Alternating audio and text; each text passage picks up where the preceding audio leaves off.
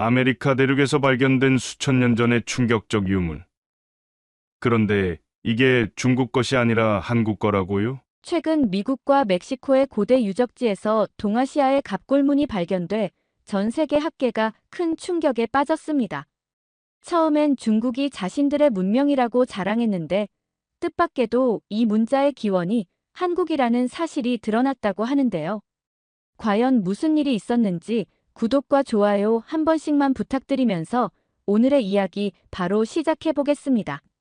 2007년 미국 유타주의 건조한 사막지대, 뜨거운 태양이 암벽을 달구는 한낮. 저는 존 러스캠프 박사님과 함께 암벽 아래 세워진 텐트에서 땀을 닦고 있었습니다. 비문연구가로서 세계 각지의 고대 문자를 연구해온 존 박사님은 이곳에서 특별한 것을 발견했다며 저를 초청했죠. 이리 와보게, 젊은 친구. 존 박사님의 목소리에 텐트를 나서니 그가 망원경을 건네주셨습니다. 암벽 상단을 가리키며 말씀하셨어요. 저기 보이는 것, 어떻게 생각하나? 망원경으로 바라본 암벽에는 분명 인위적으로 새겨진 듯한 글자들이 선명했습니다. 처음에는 그저 암벽의 자연스러운 무늬나 균열로 보였지만 자세히 들여다보니 분명 사람의 손길이 닿은 흔적이었어요. 박사님, 이게 어떻게 여기 있죠? 바로 그거야. 내가 왜 자네를 불렀는지 알겠지? 이건 갑골 문자야. 중국 상나라의 문자라고 알려진. 놀라움을 감출 수 없었습니다. 북미 대륙에서 동아시아의 고대 문자가 발견된다는 것은 상식적으로 이해하기 어려운 일이었으니까요. 하지만 박사님, 상나라 사람들이 어떻게 이곳까지 왔을 수 있었을까요? 존 박사님은 웃으며 고개를 저었습니다. 그것이 바로 우리가 풀어야 할 미스터리지. 이 발견을 중국 학계에 알렸더니 처음에는 굉장히 흥분했다네. 자국의 문화가 미 대륙까지 영향을 미쳤다는 증거라며 대대적으로 환영했지. 존 박사님은 노트북을 열어 더 많은 사진들을 보여주셨어요. 유타주 곳곳에서 발견된 갑골 문자와 상형 문자들이었습니다. 놀랍게도 이 문자들은 단순한 낙서가 아니라 체계적인 문장 구조를 가지고 있었어요. 그런데 말일세, 흥미로운 점은 더 많은 문자를 발견할수록 중국 측의 반응이 달라졌다는 거야. 어떻게요? 처음에는 열광적이었던 중국 학자들이 점점 조용해지더군. 특히 내가 이런 문자들을 더 많이 찾아내고 해독을 시도하자 갑자기 침묵하기 시작했어. 존 박사님의 말에 의문이 들었습니다. 자국의 위대한 문명이 멀리 북미까지 영향을 미쳤다는 증거가 나왔는데 왜 그들은 침묵하는 걸까요? 박사님, 혹시 그 이유를 아시나요? 아직은 확실하지 않네. 하지만 내 직감으로는 이 문자들이 그들이 생각했던 것과는 다른 이야기를 하고 있기 때문이 아닐까 싶어. 그날 밤, 저는 텐트 안에서 존 박사님이 찍은 사진들을 하나하나 살펴보았습니다. 갑골 문자로 보이는 것들 사이에 낯선 형태의 문자들도 섞여 있었어요. 중국 문자와 비슷하면서도 다른, 어딘가 한국의 고대 문자와 닮은 부분도 있었죠. 이건 단순한 발견이 아닌 것 같아요. 역사를 다시 쓰게 될지도 모르겠습니다. 존 박사님은 미소 지으며 고개를 끄덕였습니다. 바로 그거야. 우리는 지금 역사의 한 페이지를 새로 쓰고 있는 중일세. 2008년 초겨울, 저는 다시 존 러스캠프 박사님의 연구실을 찾았습니다. 유타 지역에서의 첫 발견 이후 박사님은 더 많은 증거를 찾기 위해 캐나다와 멕시코까지 연구 영역을 확장하고 계셨어요. 작은 연구실 벽면엔 북미 전역의 지도가 펼쳐져 있었고 빨간 핀으로 표시된 지점들이 눈에 띄었습니다. 이리 와보게. 존 박사님이 컴퓨터 화면을 가리켰습니다. 캐나다 온타리오 지방의 안면 조각공원에서도 비슷한 문자를 발견했어. 풍화가 심해 판독이 쉽지 않았지만 분명 갑골 문자의 특징을 갖고 있었지. 박사님은 스크롤을 내리며 또 다른 사진을 보여주셨어요. 그리고 이건 유타주 솔트레이크 시티에서 남서쪽으로 100여 마일 떨어진 오지의 암벽에서 찍은 사진이야. 오랜 세월 풍화작용으로 많이 마모되긴 했지만 여기에도 분명한 문자의 흔적이 있어. 사진 속에는 희미하게나마 바위에 새겨진 문자들이 보였습니다. 존 박사님은 지난 10여 년간 113자의 갑골 문자를 판독했다고 하셨어요. 그 중에는 주나 화처럼 한 글자씩 발견된 것 외에도 구광처럼 두 자로 된 단어나 완성된 문장 형태도 있었습니다. 처음에는 고대 중국인들이 미 대륙으로 건너와 살았다고 생각했네. 하지만 더 연구할수록 중국보다는 한반도와의 연관성이 더 강하게 느껴졌어. 존 박사님의 말씀에 저는 귀가 번쩍 뜨였습니다. 그렇군요.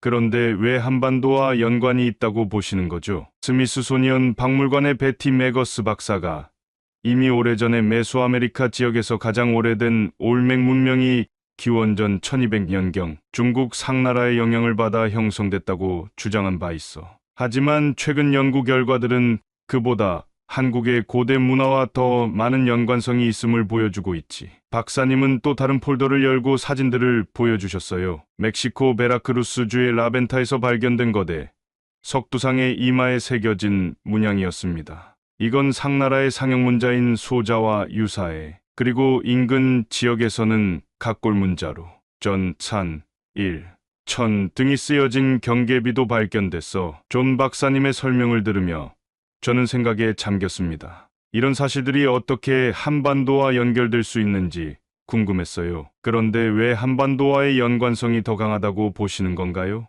예를 들어 한반도에는 전 세계 고인돌의 절반에 해당하는 4만여 개가 분포해 있지. 이 고인돌이 미국과 페루에서도 발견됐는데 형태가 한반도의 것과 매우 유사해. 이는 기원전의 고인돌을 만들 기술과 문화를 가진 인구가 이 대륙으로 이동했을 가능성을 시사하지. 존 박사님은 또 다른 사진을 보여주셨어요. 멕시코 베라크루스 라벤타에서 발굴된 6개의 제광석 부족장 인형들이었습니다. 이 인형들을 보면 두개골이 이상하게 변형되어 있는데 이건 동이족의 특징적인 문화인 편두를 보여주는 거야. 한국의 김해시 예안리 고분군에서도 편두를 한 여성 두개골이 발견됐어. 그리고 흥미롭게도 멕시코 피라미드에서도 편두를 한 유골이 발견됐지. 연구실 한쪽 벽에는 멕시코 테오티와칸의 벽화 사진이 붙어 있었습니다. 박사님은 그 중 한 여인의 얼굴을 가리키셨어요. 이 벽화 속 여인의 붉은 보련지,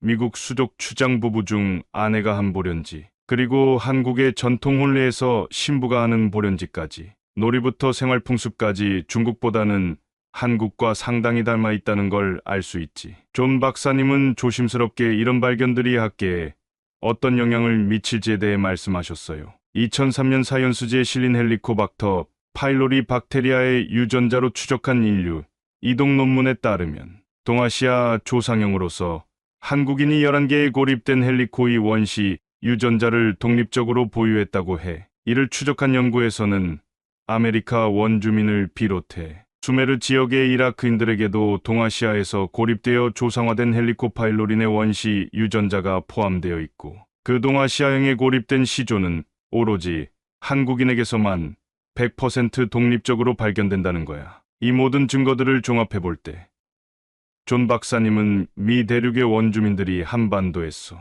기원한 동이족의 이동으로 볼 수 있다는 가설을 세우고 계셨습니다. 상나라는 중국에서도 동이족이 세운 왕조였고 그들이 몰락한 후 일부가 바다를 건너 미 대륙으로 이주했을 가능성이 있다는 것이었죠. 이 연구는 아직 진행 중이지만 앞으로 더 많은 증거를 찾아 세계 역사의 퍼즐을 맞춰나갈 계획이야. 존 박사님의 열정어린 설명을 들으며 저는 인류 역사의 흐름이 우리가 알고 있던 것보다 훨씬 복잡하고 흥미로울 수 있다는 생각이 들었습니다. 2010년 봄 워싱턴 DC의 스미스소니언 박물관 지하 연구실.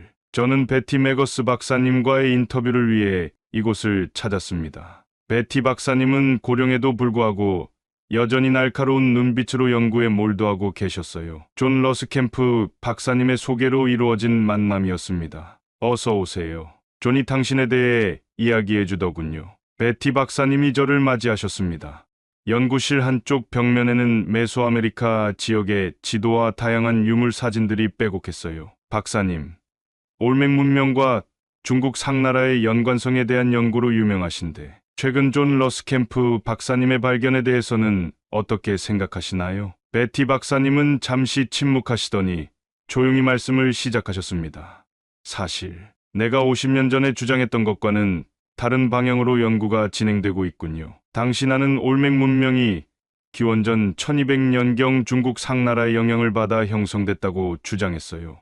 하지만 박사님은 서랍에서 오래된 자료 파일을 꺼내셨습니다. 이후 추가 연구에서는 중국보다 한국의 유적들과 훨씬 더 비슷하다는 결과가 나왔어요. 처음에는 이 결과를 받아들이기 어려웠죠. 내 평생의 연구가 다른 방향으로 흘러가는 것 같았으니까요. 베티 박사님은 조용히 웃으시며 계속 말씀하셨어요. 학자로서 우리는 새로운 증거 앞에서 겸손해야 해요. 최근 유전학적 연구 결과도 그렇고 문화적 유사성을 살펴봐도 올맥 문명과 한반도의 고대 문화 사이에는 분명한 연관성이 있어요. 박사님은 책상 위에 놓인 올맥 문명의 석상 사진을 가리키셨습니다. 이 석상의 얼굴을 보세요. 넓은 광대뼈, 특유의 눈매, 동아시아인의 특징을 보여주고 있죠. 그리고 더 중요한 것은 두개골의 변형입니다. 이건 동이족의 특징적인 편두, 문화와 일치해요. 베티 박사님은 컴퓨터로 다른 자료들을 보여주셨어요. 미국 다양한 지역에서 발견된 유물들의 사진이었습니다. 중국 측 학자들도 처음에는 이런 발견에 흥분했어요. 자국의 문화가 미 대륙까지 영향을 미쳤다는 증거로 여겼으니까요. 하지만 점차 연구가 깊어지면서 침묵하기 시작했죠. 왜 그랬을까요? 저는 궁금증을 감추지 못했습니다. 베티 박사님은 의미심장한 미소를 지으셨어요. 중국은 자국 역사가 세계에서 가장 오래되고 위대하다는 자부심이 강한 나라예요. 하지만 이런 발견들은 실제로는 한반도 문화의 영향력이 더 컸을 가능성을 시사하고 있죠. 이건 그들의 역사관과 충돌하는 거예요. 박사님은 서랍에서 또 다른 파일을 꺼내셨습니다. 텍사스 크리스천 대학의 마이클 시위 박사가 보낸 연구 자료였어요. 마이클은 올맥 문명의 기원이라는 책에서 중요한 증거들을 제시했어요. 멕시코 베라크루스주의 라벤타에서 발견된 거대, 석두상 이마에 상나라의 상형 문자인 소자가 새겨진 것과 인근 지역에서 각골 문자로 전, 산, 일, 천 등이 쓰여진 경계비를 증거로 제시했죠. 베티 박사님은 잠시 생각에 잠기셨다가 이어서 말씀하셨습니다. 하지만 상나라 자체가 동이족이 세운 왕조라는 점을 간과해선 안 돼요. 고대 중국 역사에서 동이족은 중요한 위치를 차지하고 있었고 상나라 이후 중국 한족에게 밀려 다른 지역으로 이동했을 가능성이 높아요. 박사님은 지도를 꺼내 보이셨습니다.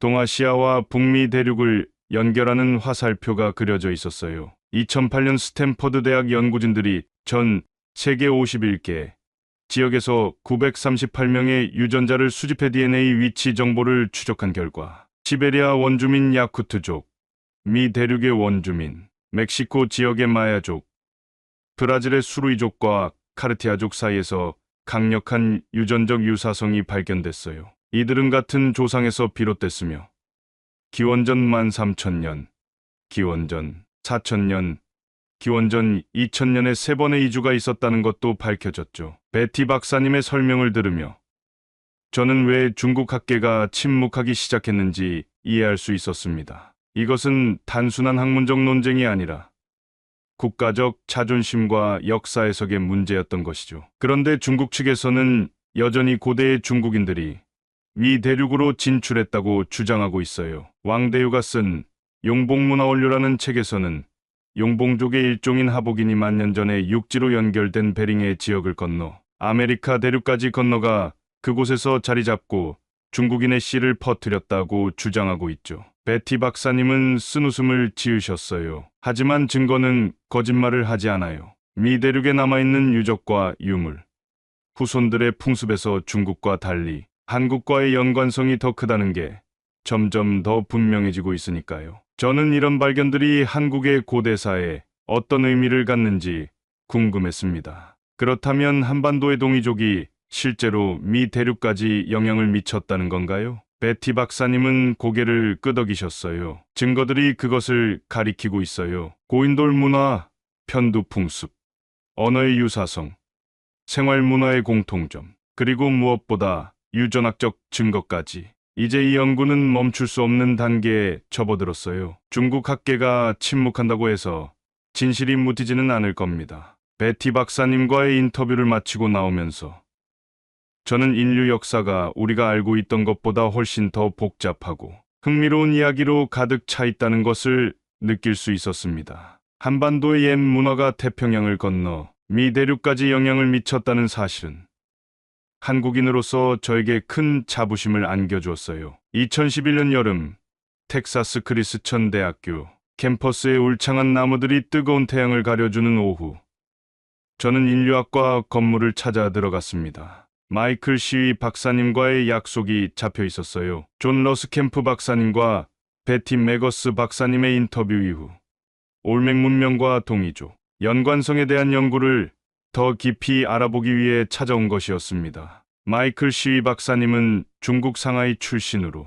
미국에서 고고학을 공부한 뒤 메소아메리카 문명 연구의 권위자로 자리 잡은 분이셨어요. 그의 연구실 문을 두드리자 친절한 목소리가 들려왔습니다. 들어오세요. 연구실에 들어서니 벽면은 온통 올맥 문명 관련 자료와 사진들로 가득했습니다. 책상 위에는 올맥 문명의 기원이라는 제목의 그의 저서가 보였어요. 반갑습니다. 존과 베티가 당신에 대해 이야기해줬어요. 마이클 박사님이 손을 내밀며 말씀하셨습니다. 박사님, 올맥 문명과 동이족의 연관성에 대해 더 자세히 알고 싶습니다. 특히 라벤타에서 발견된 유적들에 대해서요. 마이클 박사님은 책장에서 두꺼운 자료집을 꺼내 책상 위에 펼치셨어요. 이 사진들을 보세요. 1850년대 멕시코 베라크루스 주의 라벤타에서 발견된 거대 석두상입니다. 이 석두상들의 가장 특이한 점은 두 가지예요. 박사님은 사진 속 석두상의 이마를 가리키셨습니다. 첫째, 이마에 새겨진 이 문양은 상나라의 상형문자인 소자와 유사합니다. 둘째, 더 중요한 건 이 석두상들이 보여주는 두개골의 특이한 형태예요. 다른 사진으로 넘어가며 박사님은 계속 설명하셨습니다. 라벤타에서 발굴된 6개의 제광석 부족장 인형들을 보면 모두 두개골이 뒤쪽으로 길게 변형되어 있어요. 이건 의도적인 두개골 변형으로 동이족의 특징적인 문화인 편두입니다. 편두라는 게 정확히 무엇인가요? 저는 궁금증을 참지 못하고 물었습니다. 편두는 어린아이의 두개골이 아직 굳지 않았을 때 인위적으로 모양을 변형시키는 풍습이에요. 주로 귀족이나 지배층의 신분 상징으로 행해졌죠. 고대 동이족 문화에서는 이런 풍습이 있었어요. 마이클 박사님은 컴퓨터를 켜고 이미지 파일들을 열었습니다. 한국 김해시 예안리 고분에서 출토된 여성 두개골 사진이었어요. 이건 한국 김해 지역에서 발견된 편두 두개골입니다. 그리고 이것은 다른 사진으로 넘어가며 멕시코 피라미드에서 발견된 편두 두개골이에요. 거의 동일한 형태를 보이고 있죠. 두 사진을 번갈아 보니 정말 놀라울 정도로 유사했습니다. 단순한 우연으로 보기에는 너무나 많은 공통점이 있었어요. 이런 편두 문화는 한반도와 중국 동북 지역, 그리고 메소아메리카 지역에서 공통적으로 발견됩니다. 하지만 중국 중원 지역에서는 거의 발견되지 않아요. 이것만으로도 올맥 문명이 중국 한족보다는 동이족 문화와 연관성이 높다는 증거가 됩니다. 마이클 박사님은 일어나서 벽에 걸린 세계 지도 앞으로 걸어가셨어요. 고고학적 연구에 의하면 동이족은 중국 동북부와 한반도 지역에 살았던 민족으로 상나라를 건국했다고 알려져 있습니다. 하지만 주나라에 의해 상나라가 멸망한 후 많은 동이족 사람들이 동쪽과 북쪽으로 이동했어요. 일부는 바다를 건너 멀리 이동했을 가능성도 있죠. 박사님은 지도 위에 손가락으로 선을 그리며 설명하셨습니다. 베링해를 통해 미 대륙으로 건너간 사람들도 있었을 테고 태평양을 건너 직접 중남미로 도달한 이들도 있었을 겁니다. 고대 항해 기술에 대한 연구 결과 그 당시에도 태평양을 건너는 항해가 불가능하지는 않았어요. 저는 여전히 의문이 남았습니다. 하지만 박사님, 이런 사실을 중국 학계는 어떻게 받아들이고 있나요? 특히 박사님이 중국 출신이신데도 이런 연구를 하시는 것에 대해서요. 마이클 박사님은 잠시 침묵하셨다가 조심스럽게 말씀하셨습니다. 과학자로서 나는 증거가 가리키는 방향을 따를 수밖에 없어요. 국적이나 개인적 감정과는 별개로 학문적 진실을 추구하는 것이 내 사명이니까요. 중국의 일부 학자들은 이런 연구 결과를 불편해하지만 점점 더 많은 증거들이 쌓이면서 침묵하기 어려워지고 있어요. 그는 책상으로 돌아와 또 다른 자료를 꺼내셨습니다. 이건 최근에 발표된 DNA 연구 결과예요. 미 대륙 원주민들의 유전자와 가장 가까운 민족이 한반도 지역 사람들이라는 연구가 나왔습니다. 이 연구는 미국과 멕시코, 한국의 과학자들이 공동으로 진행한 것이죠. 저는 자료를 자세히 살펴보았습니다. DNA 분석 결과는 분명했어요. 미 대륙 원주민들, 특히 올맥, 문명 지역의 후손들이 한반도 지역 사람들과 가장 유전적 유사성이 높다는 결론이었습니다. 이런 연구 결과를 바탕으로 나는 올맥 문명이 동이족의 영향을 받아 형성됐다는 가설을 더욱 확신하게 됐어요. 물론 아직 더 많은 연구가 필요하지만 지금까지의 증거들은 매우 설득력이 있습니다. 마이클 박사님의 연구실을 나오면서 저는 머릿속이 복잡했습니다. 한반도의 고대 문화가 멀리 태평양을 건너 이 대륙까지 영향을 미쳤다는 사실은 정말 놀라웠어요. 하지만 더 놀라운 것은 이러한 사실이 지금까지 제대로 알려지지 않았다는 점이었습니다. 태양이 지는 텍사스의 하늘을 바라보며 저는 인류 역사의 수수께끼가 하나씩 풀려가는 것을 목격하고 있다는 생각이 들었습니다. 그리고 그 수수께끼의 중심에 한국이 있다는 사실에 자부심이 가슴 깊이 일어났어요. 2013년 초여름 워싱턴 DC의 조지타운 대학교 캠퍼스 미국 유전학회가 주최한 국제학술회의장 앞에는 다양한 국적의 학자들이 모여 있었습니다. 저는 입구에서 이름표를 받고 긴장된 마음으로 회의장에 들어섰어요. 오늘은 제가 그동안 취재해온 내용과 밀접한 연구 결과가 발표되는 날이었기 때문입니다. 오늘의 주제는 유전자 분석으로 본 미 대륙 원주민의 기원입니다. 사회자의 소개와 함께 단상에 올라선 남성은 스미스소니언 연구소의 마크 윌슨 박사였습니다. 그는 프로젝터를 작동시키며 발표를 시작했어요. 지난 10년간 우리 연구팀은 북미와 중남미 전역에서 수집한 원주민 DNA 샘플과 전 세계 다양한 민족의 DNA를 비교 분석해왔습니다. 오늘 여러분께 그 결과를 공개하고자 합니다. 회의장은 순식간에 숨소리조차 들리지 않을 정도로 조용해졌습니다. 특히 중국 측 학자들의 표정이 굳어져 있는 것이 눈에 띄었어요. 우리의 연구 결과는 매우 명확합니다.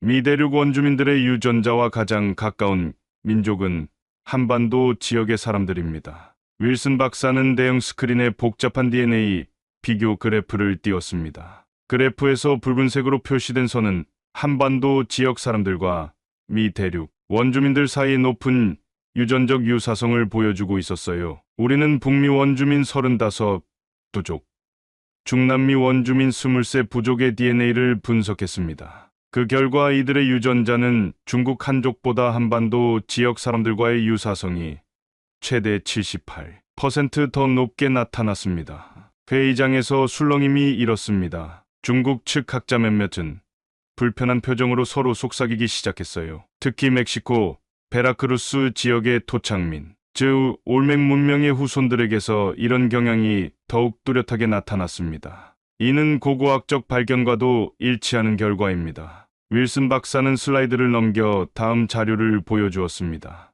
그것은 제가 이전에 존 러스캠프 박사님과 마이클 시 박사님에게서 본 유적들의 사진이었어요. 이미 여러분도 아시다시피 미 대륙 각지에서 발견된 암각화와 문자들, 문화적 유산들은 중국 상나라의 것과 유사성을 보입니다. 하지만 상나라 자체가 동이족이 세운 왕도라는 점, 그리고 이러한 문화적 유산들이 한반도 지역의 고대 문화와 더 깊은 연관성을 갖는다는 점을 고려하면 이번 유전자 연구 결과는 매우 의미 있는 발견입니다. 윌슨 박사의 발표가 계속되는 동안 저는 중국 측 학자들의 반응을 유심히 살펴보았습니다. 그들의 얼굴에는 당혹감과 불편함이 역력했어요. 특히 베이징 대학에서 온 장 교수는 자리에서 일어나 회의장을 나가버리기까지 했습니다. 더불어 헬리코박터 파일로리 박테리아의 유전자 연구 결과도 이를 뒷받침합니다. 2003년 사이언스지에 실린 연구에 따르면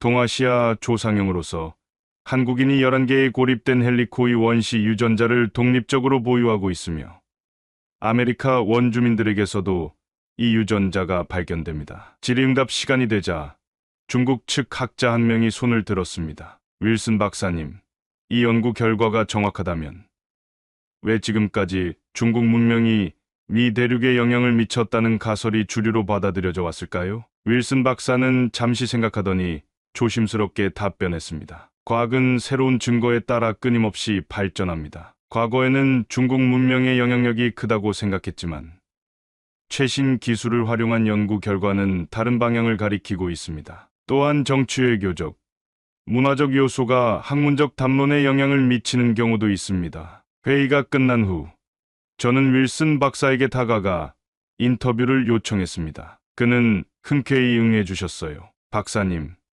이번 연구 결과가 학계와 대중에게 어떤 영향을 미칠 것으로 예상하시나요? 역사는 끊임없이 재해석됩니다. 이번 연구 결과로 인해 미대륙 문명의 기원에 대한 논의가 활발해질 것이고, 한반도의 고대 문화가 세계사에서 차지하는 위상도 재평가될 것입니다. 중국 측의 반응은 어떻게 예상하시나요? 윌슨 박사는 잠시 주위를 살피더니 목소리를 낮추었습니다. 공식적으로는 이런 연구 결과에 의문을 제기하거나 반박할 것입니다. 하지만 과학적 증거는 명확합니다. 시간이 지나면 결국 진실은 받아들여질 것입니다. 그날 저녁 호텔 로비에서 마이클 시위 박사님을 우연히 만났습니다. 그는 생각에 잠긴 표정이었어요. 오늘 발표 들으셨나요? 제가 물었습니다. 네. 매우 중요한 발표였죠. 내가 그동안 주장해온 것과 일치하는 결과라 기쁩니다. 중국 측 학자들의 반응이 꽤 날카로웠던 것 같은데요. 마이클 박사님은 쓴웃음을 지으셨어요. 예상된 반응이었습니다. 중국 정부는 자국 내에서 여전히 미 대륙 문명이 중국의 것이라고 역사 왜곡을 이어가고 있어요. 용복문화원료라는 책이 여전히 교과서에 인용되고 있을 정도니까요. 왜 그런 왜곡을 계속하는 건가요? 국가 정체성과 자부심의 문제죠. 중국은 자신들이 세계에서 가장 오래되고 위대한 문명을 가졌다는 서사를 유지하고 싶어 합니다. 하지만 과학은 정치적 욕망보다 강합니다. 결국 진실은 드러나게 되어 있어요. 마이클 박사님과 헤어진 후 저는 호텔 방으로 돌아와 노트북을 펼쳤습니다. 오늘의 발표 내용을 정리하며 이런 중요한 역사적 발견이 세상에 알려져야 한다는 사명감이 가슴에 일어났어요. 한국인으로서 우리 조상들의 위대한 여정이 드디어 조명받기 시작했다는 사실에 깊은 감동을 느꼈습니다. 2014년 가을 뉴욕의 한 언론사 사무실. 저는 지난 몇 년간 수집한 자료들을 정리하며 기사를 준비하고 있었습니다. 컴퓨터 화면에는 미대륙 원주민들과 동이족의 연관성에 관한 연구 자료들이 가득했어요. 이거 정말 대단한 발견인데 왜 아직도 큰 주목을 받지 못하는 걸까? 후배 기자 마이크가 제 옆에 서서 화면을 들여다보며 물었습니다. 역사는 항상 정치와 밀접하게 연결되어 있잖아. 특히 중국은 자국의 역사적 위상에 큰 자부심을 갖고 있어서 이런 연구 결과가 널리 알려지는 걸 그다지 반기지 않는 것 같아. 저는 스미스소니언 연구소의 DNA 연구 결과가 담긴 보고서를 화면에 띄웠습니다. 그래프는 명확하게 미 대륙 원주민들과 한반도 지역 사람들의 유전적 유사성을 보여주고 있었어요. 중국에서는 어떻게 반응하고 있어? 마이크가 다시 물었습니다. 나도 그게 궁금해서 중국 주요 언론들을 살펴봤는데 이 연구 결과에 대해선 거의 언급이 없더라고. 오히려 중국 문명의 세계적 영향력이나 미 대륙 문명의 중국 기원설에 관한 기사만 계속해서 나오고 있어. 마이크는 고개를 끄덕이며 자기 자리로 돌아갔고 저는 계속해서 자료를 정리했습니다. 갑자기 이메일 알림 소리가 울렸어요. 마이클 시 박사님으로부터 온 메일이었습니다. 흥미로운 소식이 있어요. 중국 교육부가 최근 개정한 역사 교과서에 미 대륙 문명은 고대 중국인들이 베링해를 건너 전파한 거에 띠라는 내용을 포함시켰다고 합니다. 왕대유의 용복문화원료를 직접 인용하고 있죠. 우리가 발견한 증거들은 완전히 무시되고 있습니다. 저는 빠르게 답장을 보냈습니다. 그럼 우리가 지금까지 모은 증거들, 특히 DNA 연구 결과는 어떻게 설명하나요? 얼마 지나지 않아 마이클 박사님의 답장이 왔습니다. 그들은 단순히 그런 연구 결과가 존재하지 않는 것처럼 행동하고 있어요. 중국 내 학술지나 언론에서는 이런 연구들이 거의 언급되지 않습니다. 정부 통제하에 있는 미디어들은 국가적 자부심에 맞는 내용만 보도하니까요. 이메일을 읽으며 저는 생각에 잠겼습니다. 과학적 증거가 이렇게 명확한데도 진실이 왜곡되고 있다는 사실이 안타까웠어요. 다음 날, 저는 스미스소니언 연구소의 마크 윌슨 박사님과 통화했습니다. 윌슨 박사님, 중국에서 여전히 미대륙 문명의 중국 기원설을 주장하고 있다던데, 이에 대해 어떻게 생각하세요? 과학자로서 저는 증거를 따를 수밖에 없습니다. 우리의 DNA 연구 결과는 매우 명확해요. 미대륙 원주민들은 중국 한족보다 한반도 지역 사람들과의 유전적 유사성이 훨씬 높습니다. 하지만 과학과 정치는 종종 충돌하죠. 그렇다면 어떻게 해야 진실이 더 많은 사람들에게 알려질 수 있을까요? 윌슨 박사님은 잠시 생각하더니 말씀하셨습니다. 우리가 할 수 있는 최선은 계속해서 연구하고 그 결과를 공유하는 것입니다. 언론인으로서 당신의 역할도 중요해요. 사실에 기반한 기사를 통해 대중에게 정확한 정보를 전달해 주세요. 통화를 마치고 나서 저는 기사 작성에 더욱 집중했습니다. 제목은 미대륙 문명의 진정한 기원 새로운 과학적 증거들로 정했어요. 기사에는 존 러스캠프 박사님이 발견한 갑골 문자, 마이클 시위 박사님의 편두 연구, 윌슨 박사팀의 DNA 분석 결과 등 그동안 수집한 모든 증거들을 담았습니다. 기사를 완성하고 편집장에게 제출하는 순간 가슴 한편에서 뿌듯함이 밀려왔어요. 이것은 단순한 역사적 사실을 넘어 한국인으로서 우리 조상들의 위대한 여정을 세상에 알리는 중요한 작업이었기 때문입니다. 일주일 후, 제 기사는 글로벌 히스토리 저널에 실렸고, 온라인 버전은 소셜 미디어를 통해 빠르게 확산되었습니다. 많은 사람들이 놀라움을 표현했고, 학계에서도 활발한 토론이 이어졌어요. 한 달 뒤, 저는 뜻밖의 이메일을 받았습니다. 중국의 한 독립학자로부터 온 메시지였어요. 당신의 기사를 읽고 깊은 인상을 받았습니다. 실은 우리 중국 학계 내부에서도 이런 연구 결과에 대해 알고 있는 사람들이 많습니다. 하지만 공식적으로 이야기하기는 어려운 상황이에요. 앞으로도 진실을 위한 당신의 노력이 계속되길 바랍니다. 이 메시지를 읽으며 저는 진실은 결국 드러나게 되어 있다는 희망을 가졌습니다. 비록 지금은 정치적 이유로 억눌려 있을지라도 과학적 증거와 끊임없는 연구를 통해 언젠가는 이 대륙 문명의 진정한 기원이 모두에게 인정받을 것이라 믿었어요. 제 책상 위에는 다음 기사를 위한 자료들이 쌓여 있었습니다. 한국의 고인돌과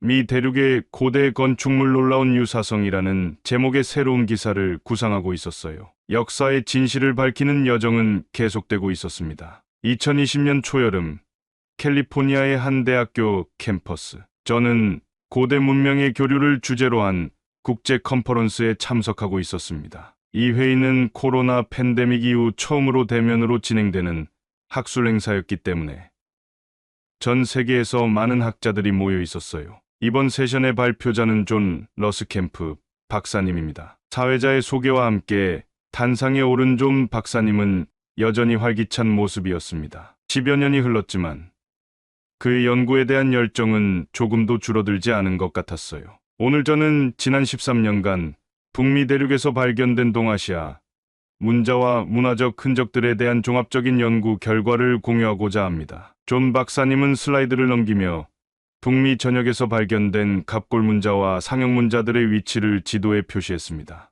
유타주부터 캐나다 온타리오, 멕시코 베라크루스까지 예상보다 훨씬 넓은 지역에서 유사한 문자들이 발견되었다는 사실이 놀라웠어요. 이 문자들의 형태와 구조를 분석한 결과 동아시아, 특히 한반도 지역의 고대 문자와의 연관성이 매우 높다는 것을 확인했습니다. 특히 주목할 점은 이 문자들이 단순한 유사성을 넘어 체계적인 의미 전달 시스템을 공유하고 있다는 것입니다. 존 박사님의 발표가 진행되는 동안 저는 회의장의 반응을 살펴보았습니다. 대부분의 학자들은 깊은 관심을 보였지만 일부 중국 학자들의 표정은 여전히 불편해 보였어요. 발표가 끝난 후 베티 메거스 박사님과 마이클 시 박사님도 차례로 단상에 올라보안 연구 결과를 발표했습니다. 베티 박사님은 올맥 문명과 동이족 문화의 연관성에 대해, 마이클 박사님은 편두 문화의 전파 경로에 대해 설명하셨어요.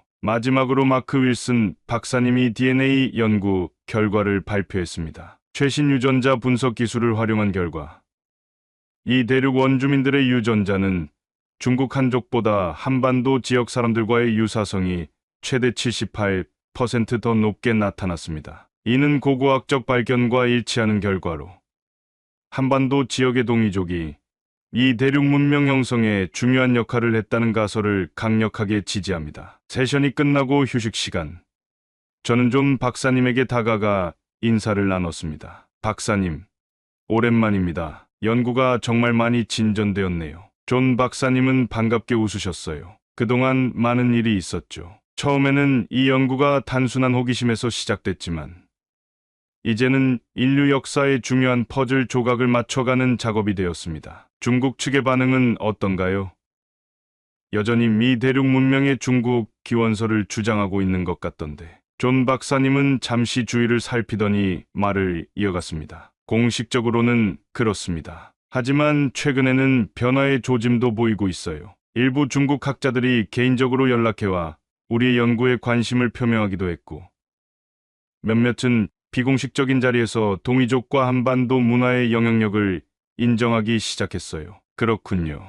진실은 결국 드러나게 되어 있나 봅니다. 그렇습니다. 학문은 정치적 이해관계를 넘어 증거를 따라가는 것이니까요. 컨퍼런스가 끝나고 호텔로 돌아온 저는 노트북을 펼쳐 오늘의 발표 내용을 정리했습니다. 그리고 우연히 인터넷 뉴스를 검색하다가 흥미로운 기사를 발견했어요. 미대륙 원주민과 동이족의 연관성에 관한 새로운 증거라는 제목의 기사였습니다. 몇몇 주요 언론사들이 오늘 컨퍼런스의 내용을 다루고 있었고 학계의 반응도 소개하고 있었어요. 특히 중요한 발견이었던 DNA 연구 결과에 대한 내용이 상세히 담겨 있었습니다. 며칠 후 저는 로스앤젤레스에 위치한 한 방송국의 인터뷰 요청을 받았습니다. 그들은 미대륙 문명의 기원에 관한 다큐멘터리를 제작 중이었고 최근의 연구 결과에 대한 한국인 연구자의 시각을 듣고 싶다고 했어요. 인터뷰 당일 저는 긴장된 마음으로 방송국 스튜디오에 도착했습니다. 진행자는 친절하게 저를 맞이하고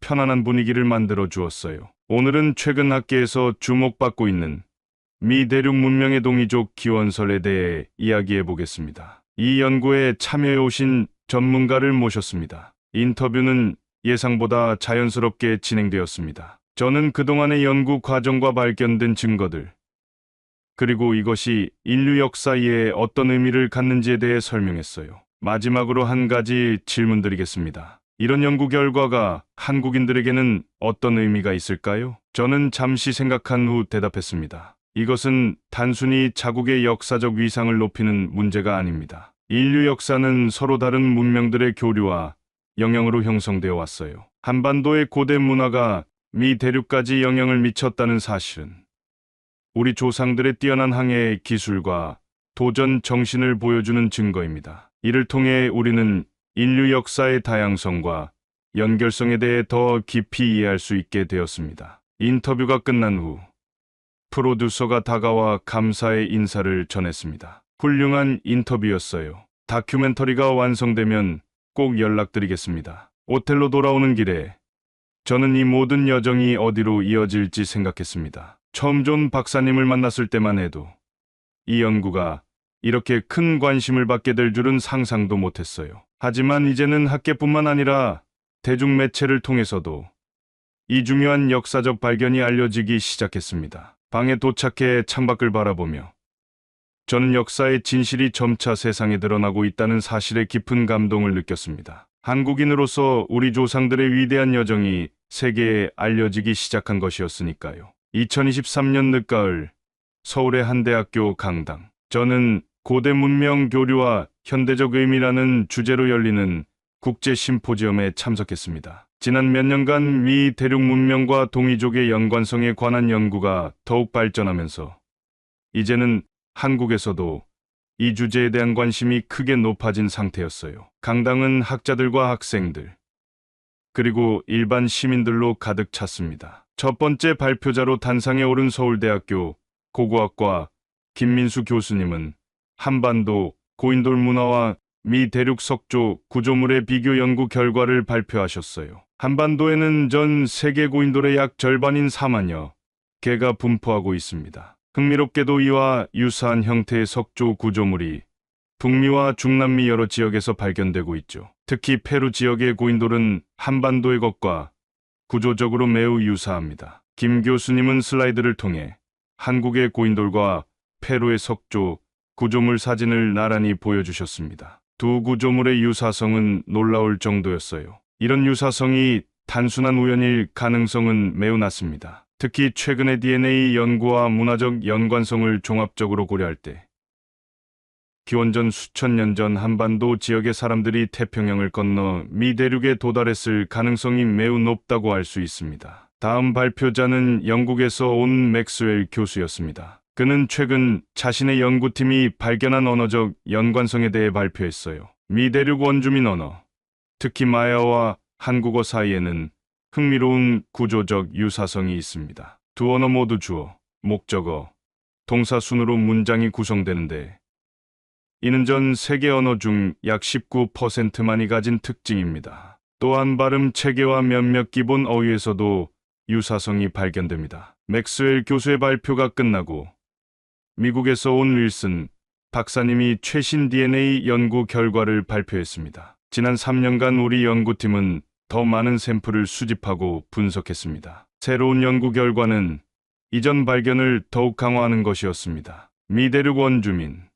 특히 올맥 문명 지역의 후손들은 한반도 지역 사람들과 유전적으로 가장 가까운 것으로 나타났습니다. 윌슨 박사님은 슬라이드를 넘기며 DNA 비교 분석 그래프를 보여주셨어요. 더불어 최근에는 미토콘드리아 DNA 분석을 통해 아메리카 대륙으로 건너간 이주 시기를 더 정확히 추정할 수 있게 되었습니다. 이 분석에 따르면 주요 이주는 기원전 11,000년에서 8,000년 사이에 이루어진 것으로 보입니다. 심포지엄이 점심시간을 맞아 잠시 휴식에 들어갔을 때 저는 윌슨 박사님과 김 교수님이 나누는 대화를 우연히 듣게 되었습니다. 최근 중국 측의 반응은 어떤가요?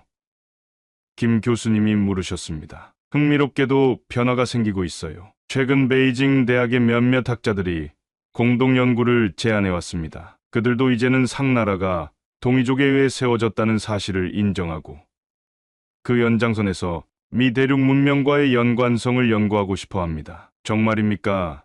그건 큰 진전이네요. 네. 과학적 증거가 쌓이다 보면 결국 진실은 인정받게 되는 법이죠. 오후 세션에서는 세계 각국의 미디어가 이 주제를 어떻게 다루고 있는지에 대한 발표가 있었습니다. 영국의 한 유명 다큐멘터리 채널에서는 잊혀진 항해 동이족의 태평양 횡단이라는 제목의 시리즈를 제작 중이었고 미국의 여러 교육 방송에서도 관련 프로그램을 준비하고 있었어요. 특히 놀라운 것은 일본의 반응이었습니다. 일본의 한 유명 역사학자는 최근 자신의 저서에서 한반도의 고대 문화가 동아시아를 넘어 미 대륙까지 영향을 미쳤다는 사실은 부정할 수 없는 역사적 진실이라고 언급했다고 합니다. 심포지엄의 마지막 세션은 세계문화유산으로서의 고대 문명 교류라는 주제로 진행되었습니다. 한 문화재 전문가가 발표를 맡았어요. 한국의 고인돌 유적 중 고창, 화순, 강화의 고인돌은 이미 2000년에 유네스코 세계문화유산으로 등재되었습니다. 이는 한반도 고대 문화의 세계적 가치를 인정받은 중요한 사례입니다. 앞으로는 이러한 문화유산 연구를 확장하여 전 세계적인 고대 문명 교류의 흔적을 더 체계적으로 발굴하고 보존할 필요가 있습니다. 그는 세계 여러 지역의 고인돌 사진을 보여주며 계속했습니다. 한반도의 고인돌과 미 대륙의 유사 구조물 간의 연관성에 대한 연구는 아직 초기 단계에 있습니다. 하지만 이러한 연구가 발전함에 따라 인류 문명의 교류에 대한 우리의 이해도 더욱 깊어질 것입니다. 한반도 고인돌의 세계유산 등재 경험은 앞으로의 연구에 중요한 기반이 될 것입니다. 심포지엄이 끝나고 저는 서울의 밤거리를 걸으며 생각에 잠겼습니다. 16년 전 유타의 뜨거운 사막에서 존 러스캠프 박사님과 함께 시작된 여정이 이제는 세계적인 관심사가 되었다는 사실이 믿기지 않았어요. 다음 날 아침 호텔 로비에서 아침 식사를 하고 있을 때 우연히 존 박사님을 만났습니다. 오랜만이군요. 어제 심포지엄 발표들 어땠나요? 존 박사님이 반갑게 물으셨습니다. 정말 놀라웠어요. 처음 그 암벽에서 문자를 발견했을 때 이렇게 큰 연구로 발전할 줄 상상이나 하셨나요? 존 박사님은 웃으며 고개를 저으셨어요. 전혀요. 그저 흥미로운 발견이라고만 생각했죠. 하지만 이제는 세계 역사를 새롭게 바라보는 관점이 되었네요. 저는 궁금한 점이 있어 물었습니다. 박사님, 이 모든 연구 결과가 세계적으로 인정받기 시작한 지금 어떤 감정이 드세요? 존 박사님은 잠시 생각에 잠기셨다가 대답하셨습니다. 과학자로서 진실을 밝혀냈다는 기쁨이 가장 크죠. 그리고 한국 문화의 위대함이 세계에 알려지는데 조금이나마 기여했다는 점도 뿌듯합니다. 역사는 항상 우리가 알고 있는 것보다 더 복잡하고 흥미롭다는 것을 이번 연구를 통해 다시 한번 깨달았어요. 호텔을 나서면서 저는 서울의 고층 빌딩들과 그 사이로 보이는 고궁의 모습을 바라보았습니다. 현대적인 도시 속에 깊이 뿌리내린 고대의 역사가 이제는 단순히 한반도에 국한된 것이 아니라 태평양을 건너 미 대륙까지 이어진다는 사실이 새삼 경이롭게 느껴졌어요. 비행기를 타고 돌아오는 길에 저는 창밖으로 펼쳐진 태평양의 광활한 물결을 바라보았습니다. 수천 년 전 우리의 조상들도 이 바다를 건너 새로운 세계를 향해 나갔다는 생각이 가슴을 벅차게 했어요. 그들의 용기와 도전 정신, 그리고 뛰어난 지식과 기술이 있었기에 인류 문명은 더욱 풍요롭게 발전할 수 있었던 것이겠죠. 이제 한국의 고대 역사와 문화는 세계의 주목을 받게 되었고, 우리는 진정한 문명국으로서 인정과 존중을 얻게 되었습니다. 역사의 진실은 때로는 오랜 시간이 걸리더라도 결국에는 빛을 보게 된다는 것을 이 여정을 통해 깨달았습니다. 미국에서 발견된 놀라운 유물 덕분에 한국 역사의 위대함이 다시 한번 전 세계에 알려졌는데요. 여러분은 한국의 문화가 세계 곳곳에 퍼져 있었다는 사실을 알고 계셨나요? 오늘 사연을 보시고 어떤 생각이 드셨는지 자유롭게 댓글 남겨주세요. 오늘 영상 재미있게 보셨다면 좋아요와 구독 꼭 눌러주시고 다음에도 흥미진진한 사연으로 찾아뵙겠습니다. 지금까지 감동시대였습니다. 감사합니다.